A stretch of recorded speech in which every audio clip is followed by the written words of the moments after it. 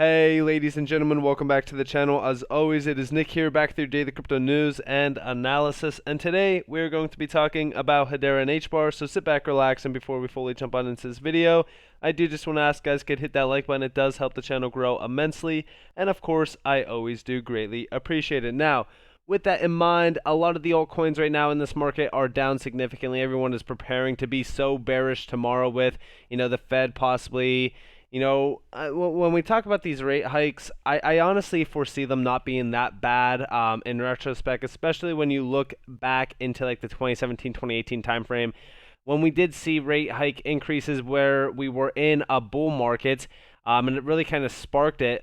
I mean, honestly, there's really no cause for concern. A lot of people are still calling for 28K on Bitcoin, 0 on Bitcoin, this on Bitcoin, that on Bitcoin.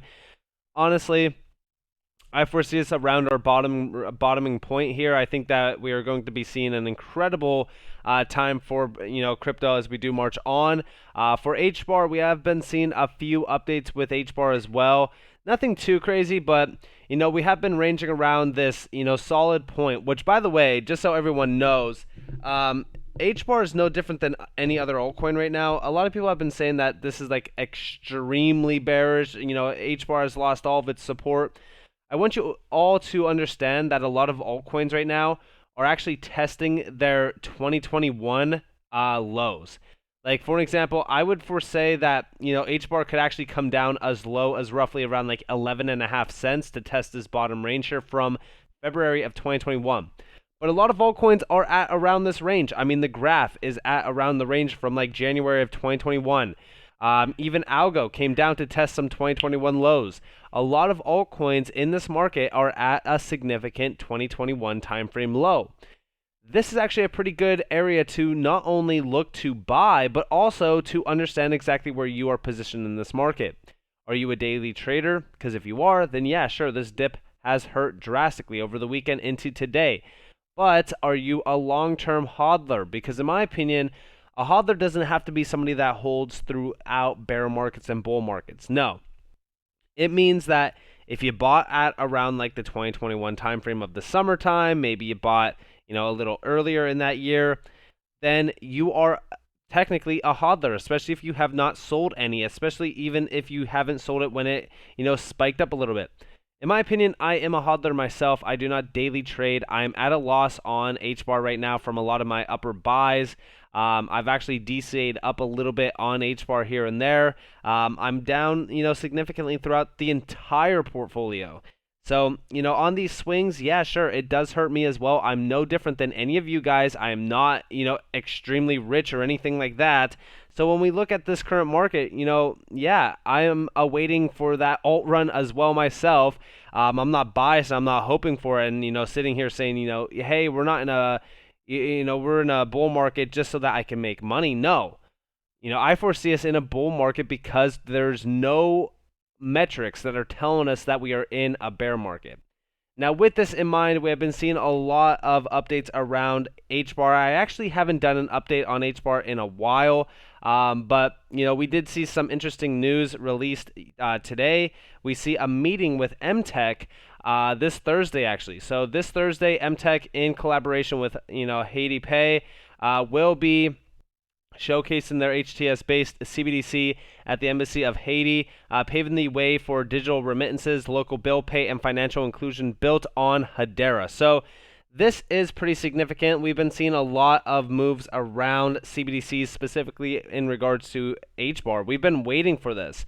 This has been 1 year in the making, by the way, since we first seen, Emtech come up on our screens in terms of Hedera. So I'm happy to see, what they have been building for a while come to fruition. I think that this is something to really kind of pay attention to because Hedera is actually something that is, I would say already live. We actually just hear it is an honor to collaborate with Citi to bring WFP Haiti's digital payment solution PlugPay a reality in Haiti. This has taken financial inclusion to another level, and this goes all the way back to December of 2021. So they are already working with Citi here, so the Citi connections to Hedera could possibly come from something like this. But I definitely do think that this is something to really kind of watch for. I think that Emtech has always been something to watch for and pay attention to in terms of the Hedera ecosystem. Now, also with Emtech, we've been seeing them posting a lot during April, specifically regarding CBDCs. We do see our Emtech's digital regulatory platform connects central banks and fintechs, powering faster launch with embedded compliance win-win. Federal regulators say they're urgently needing more power from Congress to properly regulate stablecoins. So, as we do really kind of see a lot of things happening around regulations with crypto, I think that a lot of these tokens, specifically like Hedera, XRP, even ALGO, XDC, XLM, a lot of these ISO 222 tokens combined with power like QNT, right, are going to be the ones that we should all be focused on, because as we do see a lot of moves happening within the regulatory frameworks of crypto, we are also seeing a major demand around crypto technology as well growing, while we do see concerns around regulatory clarity. But we also see, again, financial institutions moving in on crypto technology during this time. Now, we also do see Emtech. We do see, we leverage technology to unite regulators, central banks, and fintechs to bridge the gap for inclusion. We are always pushing ourselves and technology to make regulatory innovation easier, and this is that framework that I mentioned. I think I mentioned it in March when I was talking about it, but we do see our regulators and innovators working together using the digital regulatory platform, inclusive innovation, trusted marketplace, risk assessment, customer satisfaction. This is all built on Emtech, and this could possibly be something that is utilized on a day-to-day basis in terms of regulations. This could foster in regulations around things like, again, CBDCs, digital assets, stable coins. This is what we want to actually see. We want to see something like this that is not stifling innovation, that is actually fostering in innovation and supporting crypto technology. And like I've said, with Emtech and Hedera, I think that these two are perfectly matched. I think that they have both a great vision here. Specifically, Hedera has been focused on a lot of enterprise grade use cases, but also they have been focused on tokenization of not only money, but also tokenization of a lot of other things in regards to healthcare, even the legality process and stuff. So I'm very excited to watch a lot of these use cases unfold. Now, also, I don't know if anyone else seen the news, but this was something that actually came up quite a bit. It was, flooding my timeline over the mint.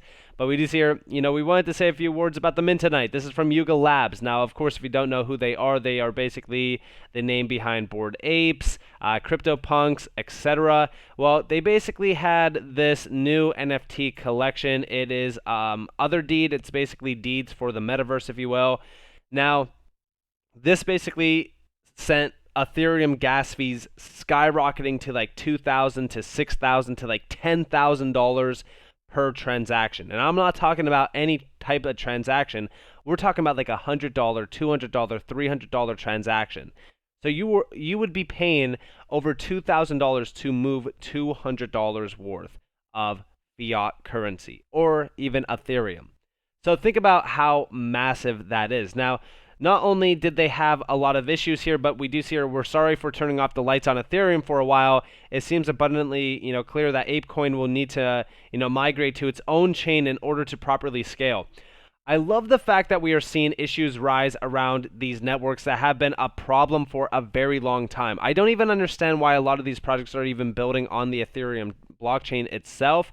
I think that when we talk about things happening even around the Hbar, ecosystem, I think that this is something that we could really focus on, where we do see, NFT projects migrating from, again, these expensive chains over to ones that are, very well fostering mass scale innovation within the NFT sector.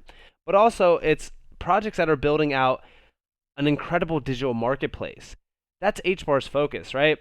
So we look back here to just earlier today where, the Hbar Foundation released this article. Now, this was talking about Web3 monetization, basically decentralizing the blueprint for creator-fan relationships. Now, they did mention a few here, specifically regarding Galaxy app. But when we talk about the economy behind Hedera, the creator economy itself, the Web3 economy, things happening around this space, like this is something that I really focus on, because you could technically say that OpenSea with a lot of these NFT projects are just a digital art marketplace. Of course, yes, some of them usher in utility and they have strong utility, but when you look at things happening around Hedera specifically, I would say we are seeing this major shift in the Web3 space from, all right, let's see what we could have decentralized to how could we monetize the creator but also give back to the fans.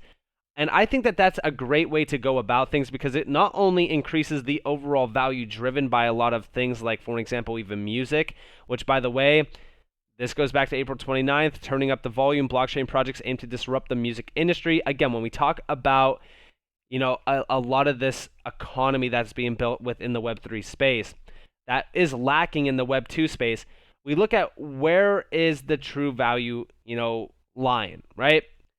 Well, it lies within apps like TuneFM that is powered by Hedera Hashgraph that claims to be able to give musicians 90% of music streaming revenue, which is approximately 10 times more than stream earnings on mainstream services. I'm very focused on this because we know how much money is being driven behind things like Spotify, Apple Pay, or Apple Music, I mean. And then we kind of look at things like even Galaxy, which, again, is a massive value-driven creator economy, which could technically be compared to other like social platforms, but it's so much more than just a social platform. It's given back the power to the people. When we look at Web 2, I think Web 2 was supposed to be something fairly significant where we did see a lot of individuals basically, having a great economy for themselves, basically having creators create their own sources of income, but also giving back to fans. We didn't see that in Web 2. In fact, in Web 2, it was corpo-induced mass takeover, right? Where corporations were the ones in control. They were the ones in power. They were the ones making all the money. That's why I support Web 3 so greatly, because if we could fully see Web 3 come to fruition in a great way where it gets mass adoption, Web 3 is going to take over at a massive rate, and we will see trillions and trillions and trillions of dollars flood through Web 3, similar to what we do see with Web 2, except the difference here is that amount of money is not going to just corporation hands. It's going to be dispersed between creators, fans, and truly build out a massive ecosystem. But also, I'm actually very excited for these creator economies because I do believe that we could see a massive amount of money, but also we could see a massive amount of innovation within the NFT sector, within fans to co-own songs through, of course, tokenization. I just think that this is something very interesting. And also, when we talk about things happening, we did see Bitcoin actually had $13.1 trillion was paid in Bitcoin last year. That's 20% more than the value of payments settled by Visa. Again, this is where we kind of focus on things. A lot of individuals are moving away from centralized entities to make payments and move into decentralized entities like, for example, cryptocurrencies to make payments, which tells me there is an ever-growing demand around decentralized payments. And if we could see something like, again, Hbar or Hedera go mainstream, because I don't believe that Hedera is mainstream. If Hedera was mainstream, we wouldn't be sitting at 14 cents. And that's just the gist of it, right? But I will say this. If we could have something like the Hedera network foster in $13.1 trillion in terms of network settlement payments, that's going to be something significant. Obviously, this takes some time, but this also shows you exactly how much money could flow through crypto. It also shows you that at the bare minimum, right? Because this is like bare minimum amounts of transactions flowing over Bitcoin. $13.1 trillion was paid in Bitcoin. Just imagine at peak adoption of crypto, how much money will actually flow throughout this entire market. But with that being said, I hope that you guys enjoyed this video. If you guys did, definitely leave a like, subscribe, turn notifications on if you guys want more free content. You guys are more than welcome to follow me on Twitter and join the free Discord down in the description below. As always, I hope that you all have a beautiful day or a beautiful night wherever you guys are in this beautiful world. This has been Nick. Peace out, guys.